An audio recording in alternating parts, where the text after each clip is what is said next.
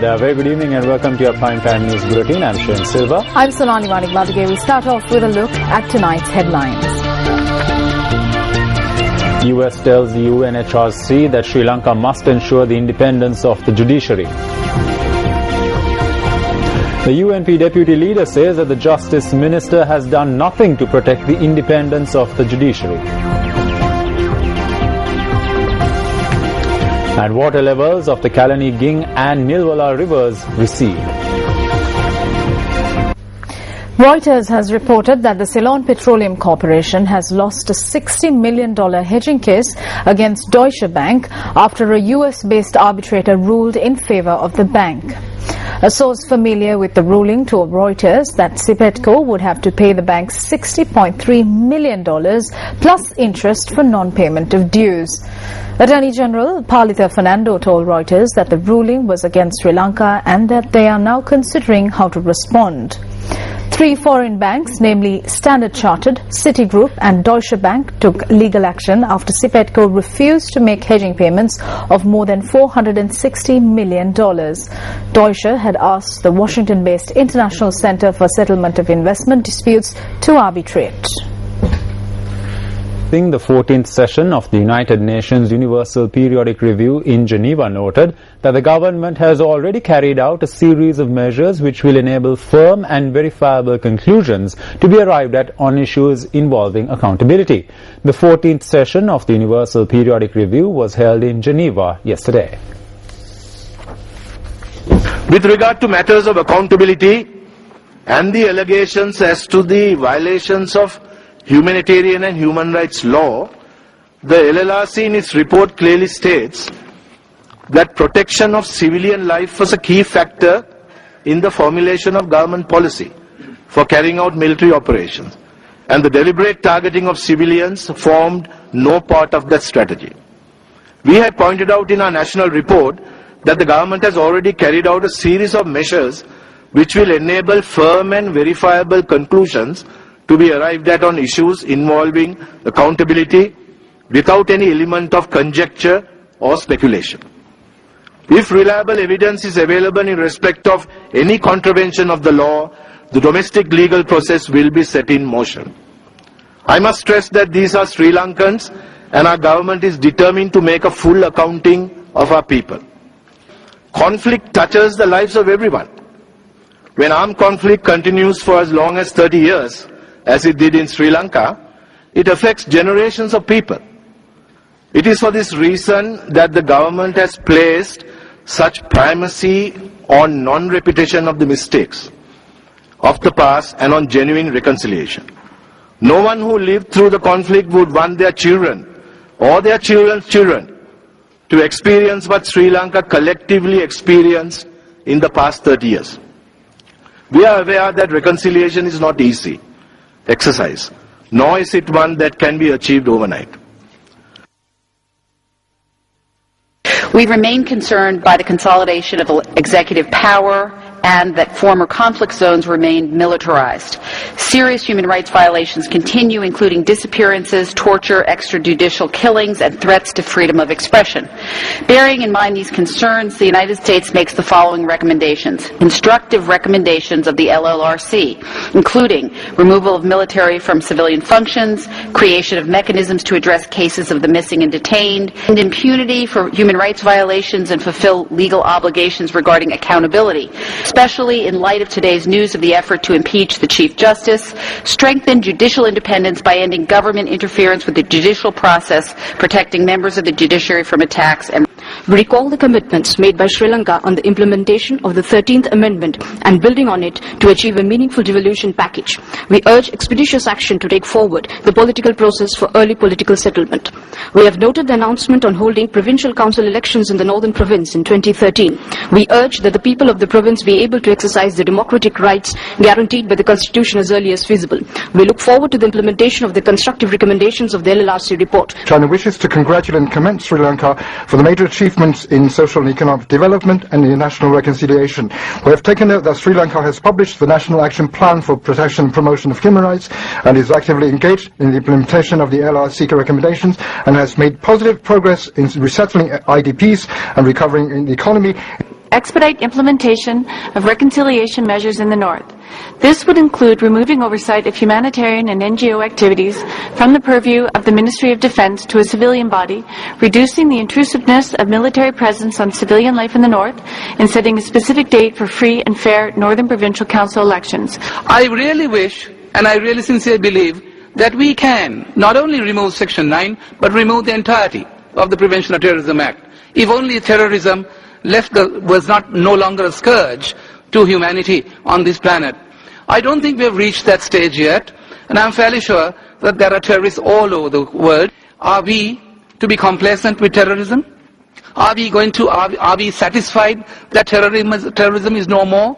Or do we resort to legislation of a particular kind to deal with it? I'm fairly sure that the reason for a prevention of terrorism law in any part of the world is to demonstrate to those of them who wish to resort to terrorism that the civilized world is in no mood to create nurseries for terrorists all over the world.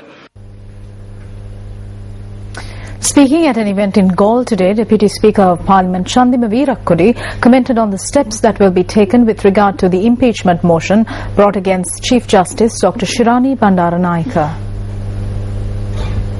With regard to the impeachment motion that has been brought against the Chief Justice, the next step in this process is for the Speaker to include this in the order paper in Parliament.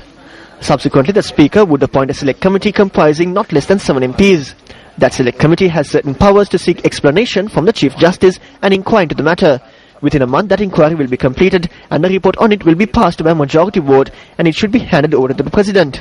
If the CJ is needed to be removed, the President will address Parliament and explain it.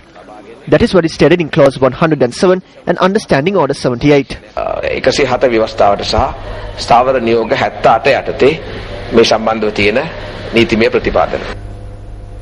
Let's now take a look at some of the views being expressed on various platforms with regard to the impeachment motion against Chief Justice Dr. Shirani Bandaranayake.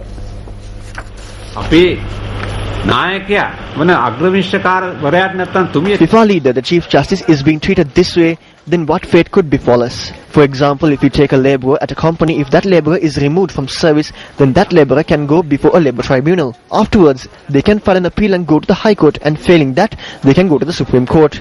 The Chief Justice has no place to seek redress. All that this individual can do is go home. ශ්‍රේෂ්ඨාධිකරණයේ අග්‍රවීක්ෂකාරතුමියට නැත්නම් තුමාට යන්න තැන නැහැ. එතනින් ගෙදර යන එක විතරයි තියෙන්නේ. This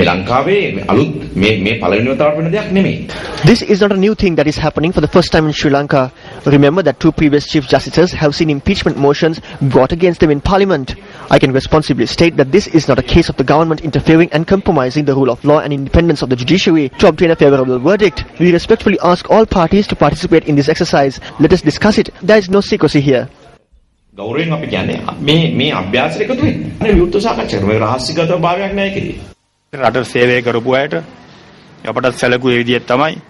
are people who serve the country. Even we were treated in similar fashion. The government and the individual who rules the country think that they can abuse the limitless powers. They have to bring all the public officials within the political net and use thuggery and intimidation, like in the case of the attack on the Judicial Service Commission to rule the country.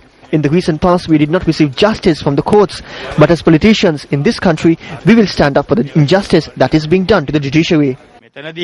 පෞගිය කාලේ අධිකරණයෙන් අපට සාධාරණ ඉෂ්ට වුණේ නැහැ. නමුත් මේ අවස්ථාවේ අධිකරණයට වෙන අසාධාරණය ගැන අපි නැගී සිටිනවා රටේ දේශපාලනඥයන් හැටියට. මේ ආශ්චර්යය තමයි රටේ ජනතාවට සහන සලසන. The miracle here is that an impeachment motion is being brought against the judiciary, which serves and provides relief to the people. My friends, look at the independence of the judiciary. The current Justice Minister is yet to speak a word for the protection of the independence of the judiciary. At a time when the government is attacking and destroying the independence of the judiciary 24 hours a day, 365 days a year, the Justice Minister is keeping silent, saving face and providing leadership and strength to this program of destroying the judiciary. 24 පෑම 365 දවසෙම මේ ආණ්ඩුව කෙලසනකොට රටේ අධිකරණ ඇමතිවරයා තමන්ගේ මුනිවත රැකගෙන අධිකරණයේ විනාශ මුඛය කරා ගෙන යන වැඩසටහනට ඔහුත් නායකත්වයේ ශක්තිය සහයෝගය ලබා දෙනවා. In other local stories, it is expected that the Divinaguma Bill will provide for economic and livelihood development, which is broader than the aims of the Samurti program. Tonight on our special segment Divinaguma, we take a look at this aspect of the bill.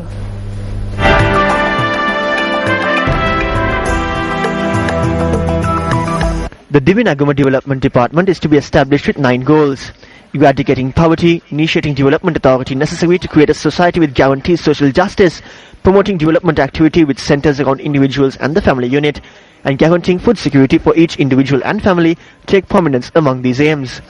The bill also proposes the creation of positions including that of a Director General, officials and employees of the department in order for it to function. This states how the Divinaguma Bank Unions, the Divinaguma Community Bank Committees and the rest will be strengthened.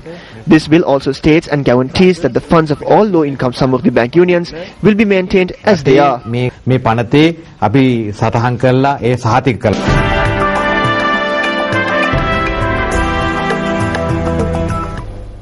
In other local stories, UNP parliamentarian Ravi Karunanayaka lodged a complaint with the Commission to investigate allegations of bribery or corruption today.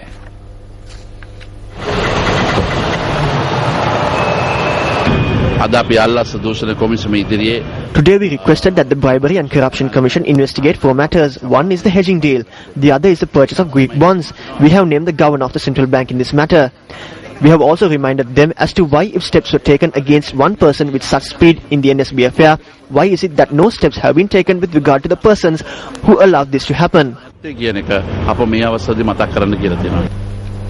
A group including opposition and UNP leader Ranil Wickremesinghe met the Elections Commissioner Mahinda Deshapriya this morning. UNP General Secretary MP Thisathanayaka stated that the process of registering voters was among the topics that came up for discussion. Several senior UNPers accompanied the party leader to this meeting. A request was made from the Elections Commissioner to make room for the placement of voter information on the voter registries that are sent to political parties.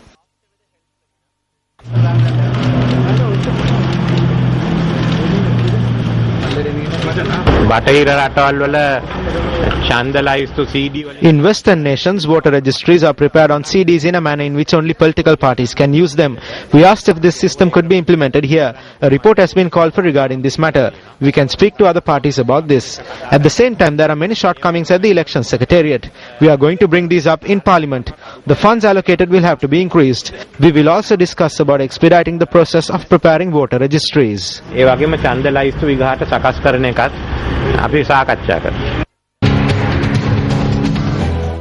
Following an order that generic drugs be used instead of drugs that patients are used to, a crisis has emerged with regard to children registered at the Kurunagala Thalassemia Centre refraining from using proper medication. This drug has been prescribed for thalassemia patients in order to remove iron deposits which tend to crop up in their organs. Instead of the drug which was prescribed in 1990, generic drugs are being supplied since 2007. In 2008, at this centre, for the first time, reports emerged of children registered with the Kurunagala Thalassemia Centre refraining from using the generic drug as they claimed it had more side effects than the drug they had been using before. Following this incident, the Ministry of Health took steps to reintroduce the original drug, referring the generic for clinical testing. But what took place afterwards is that from time to time, the generic was also issued along with the original drug. At the beginning of 2010, the supply was limited to the generic only. 10 children who refrained from using the drug passed away. The chief pediatrician at the National Thalassemia Centre, who made these revelations to Action TV, submitted an anonymous petition relating to this problematic situation. The investigation commenced by the Public Service Commission into this petition has not been completed to date. Against this backdrop and the continuous supply of only the generic drug, the only persons left to protest against this are the parents of these unfortunate children. 800 of the 1600 children diagnosed with thalassemia in this country are registered at this centre in Kurunagala. The report pertaining to the clinical test carried out on the generic drug following the incident in 2008 has been misplaced after it was submitted to the Ministry of Health. Of the 200 million rupees allocated by the government for thalassemia patients annually, 130 million rupees are being spent on the questionable generic. When the government allocates such a large amount of money for 1600 people, shouldn't officials provide proper guidance towards taking democratic steps with regard to these people? Minister of Health, over to you.